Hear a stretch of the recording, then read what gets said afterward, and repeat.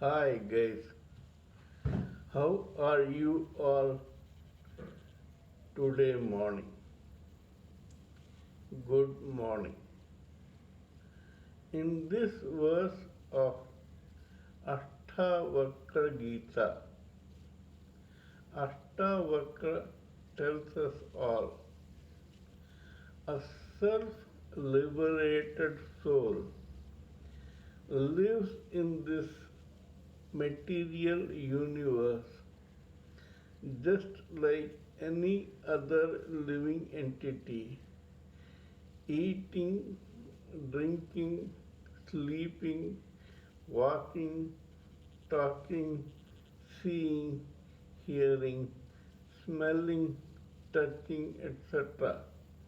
But the only subtle difference between an ordinary living entity and a self-liberated soul is that the self-liberated soul is not attracted to or distracted from any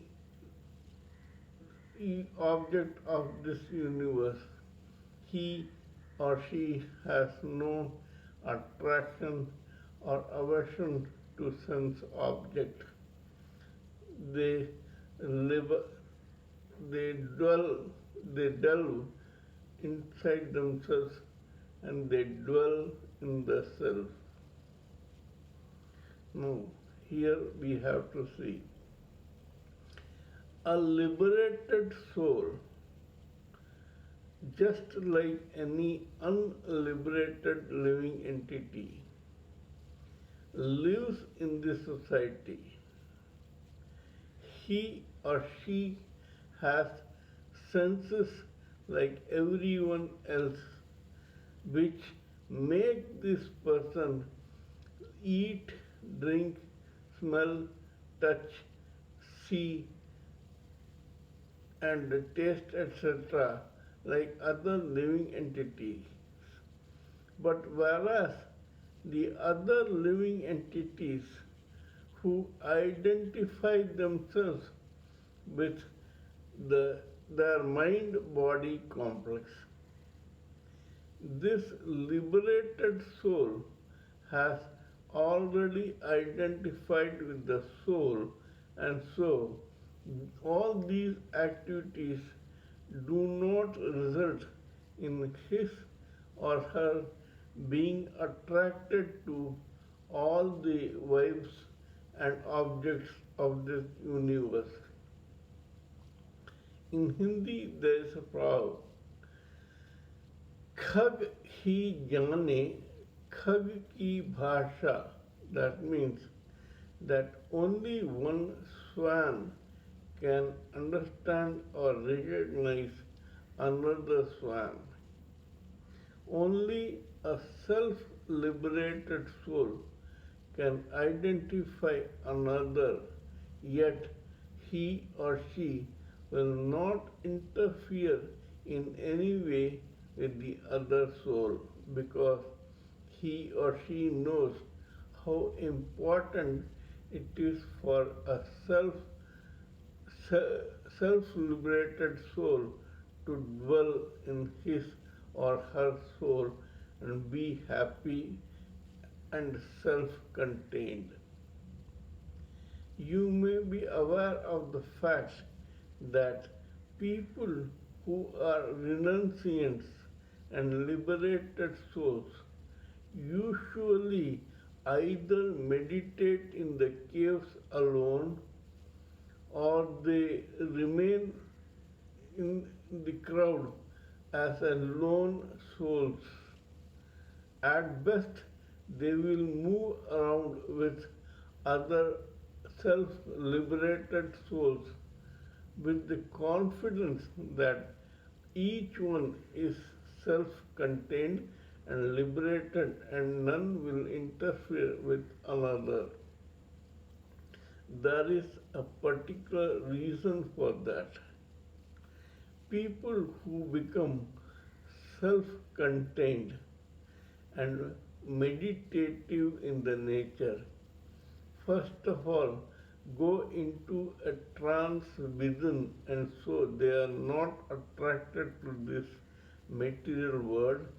And secondly, in the process of self realization, they acquire several clairvoyant powers which make them automatically responsible towards the ignorant self entity, ignorant living entity, and they avoid those ignorant people lest they harm them in any way.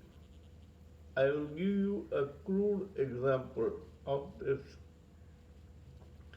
Suppose there is a transformer of 10,000 volts and there is a bulb which is only 0 watt. Suppose this 0 watt bulb provokes this 10,000 volt transformer in any way.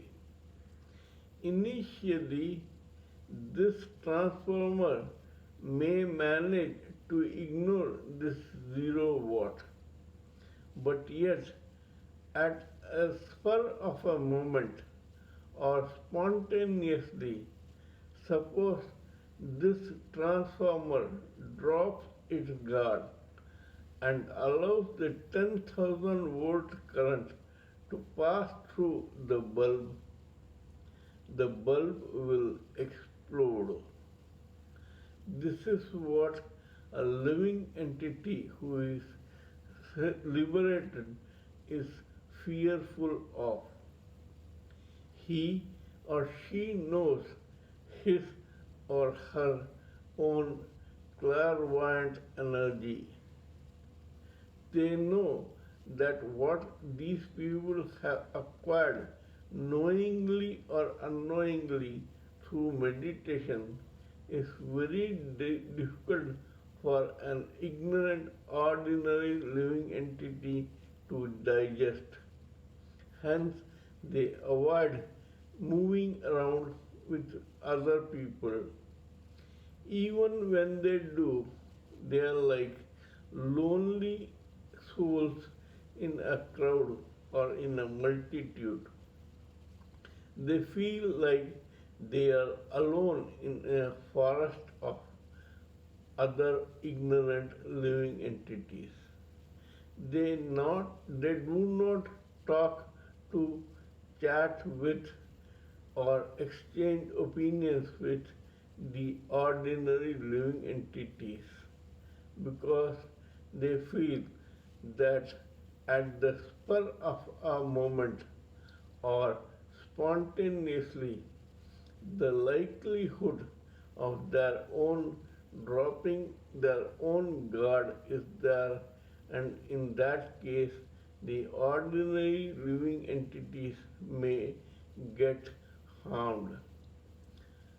These liberated people become contrite just by thinking about this, and so they avoid mixing with other ordinary living entities. Yet they have to live in this world. They have to use the senses of sight, hearing, smell, taste, and touch. But it is a fact that in many cases these liberated souls have come only to the society of this material universe to do some job, to carry out some assignment, to set up some example for the other living entities. This does not happen everywhere, but in rare cases, these people are sent into this material universe by Almighty to carry out some assignment for the sake of the society. These people set up extraordinary examples and become stars. That is an example for the other ignorant and innocent living entities who want to emulate these self realized God, servants of God who have done work as servants and on an assignment. In that case, these people will also sooner or later get attracted to those assignment liberated souls and try to be like them and become servant of gods themselves after getting liberated. That is the idea of Almighty. Almighty wants that all souls should merge into the eternal super soul. We have to remember this, emulate other liberated souls, try to become like them, set an example for the future generations, and after realizing ourselves as Brahman, become self realized, liberated, delivered, and go back to Godhead forever. But till our assignment is over, we or any other liberated soul has to live in this universe like other living entities, as if nothing has happened. We should only help others, not harm them. As one top 8 times Olympia award winner, bodybuilder Lee Haney said, build your body not to annihilate but to help others.